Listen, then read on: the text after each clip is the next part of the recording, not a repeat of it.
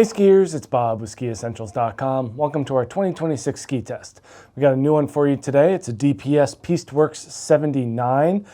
Basically, this is Ted Liggety's pro model ski. He was scooped up by DPS and kind of went to town at developing new and innovative kind of ski shaping and technology, and Pisteworks is the result. And it makes sense. DPS, a brand normally associated with deeper snow, powder skiing, anything that goes along with kind of normal Utah marketing fare. But the Pisteworks puts this company on a different side of the map. They've experimented with different carving skis over the years, and I think that having Ted as part of that group and with his success in racing and just kind of as a beautiful, amazing all-mountain carver, having that input come into a DPS is pretty interesting. So from a construction perspective, we are dealing with kind of more carbon than we're used to seeing. It's pretty amazing at how much energy you get and a lighter weight from that use of carbon. It's not for everyone. It does kind of take a little bit to get used to, and that's kind of the cautionary tale with pro model level skis, is that just because someone like Ted likes it doesn't mean it'll work for everyone. People might have a different experience on it, but it's easy to kind of get lulled into that sense watching a skier like Ted make just incredible carved turns on this ski and thinking, hey, I can do that too. Probably not. But the carbon does help you get that kind of different level of energy associated with more of an on-piste carving ski. It's 79 underfoot, so it's not like this is a narrow race ski. There's some width here and even some all-mountain components going along with it. It's also not that stiff. You kind of think of carbon as having this really stiff flex to it, and this thing can actually bend quite a bit, so that allows skiers to access more of that turn shape and style, which is 13.5 meters in that turn shape. So really hooking into more of a slalom mindset in an on-piste capacity, but then I think that allowing you to flex the ski and get into that full radius really allows for more interesting and fun skiing. So I don't think it's overly demanding in that regard.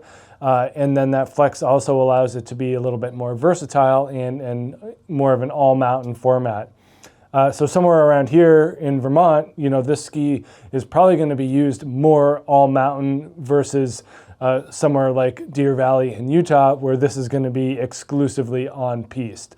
So I think that it is very kind of location and skier dependent in terms of how you're going to find kind of the sweet spot of this ski here. Shape-wise, saw that 13.5 meter radius, and then there's not a lot of rocker to talk about here. Normally we're seeing very dramatic shapes from DPS.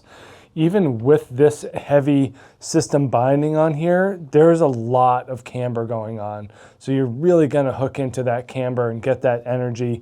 Anytime that carbon is placed in more of a three-dimensional format, so thinking of camber as kind of that third dimension, it does add more energy and stiffness to the ski.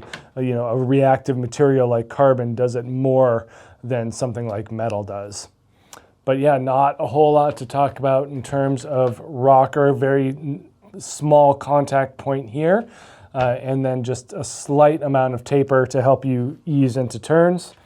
A little bit more tail taper back here. The widest part is brought down into the ski, but overall it's a very long effective edge, very minimal rocker and splay in the tail, giving this a very traditional feel. I mean, that camber, even with that system binding on there, that's pretty tight.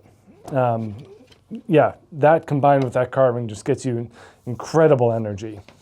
We have some tester feedback from people that are not Ted Liggety, but Mark Hunell, she notes that it is definitely a bit more suited to all mountain than to frontside, in my opinion. Better for softer snow, maybe an out west groomer ski where there is not so much ice. Yeah, I think that's kind of what we're looking at here too. Eastern skiers, 79 millimeters underfoot, that's pretty squarely in more of an all-mountain subset, you know, whereas if you go to a snowier place, you're going to have softer groomers. It's helpful to have a little bit of extra width underfoot.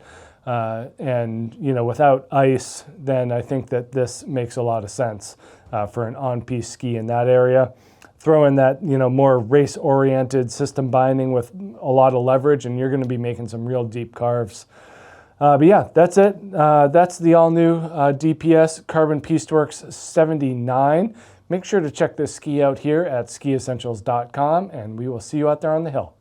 Bye.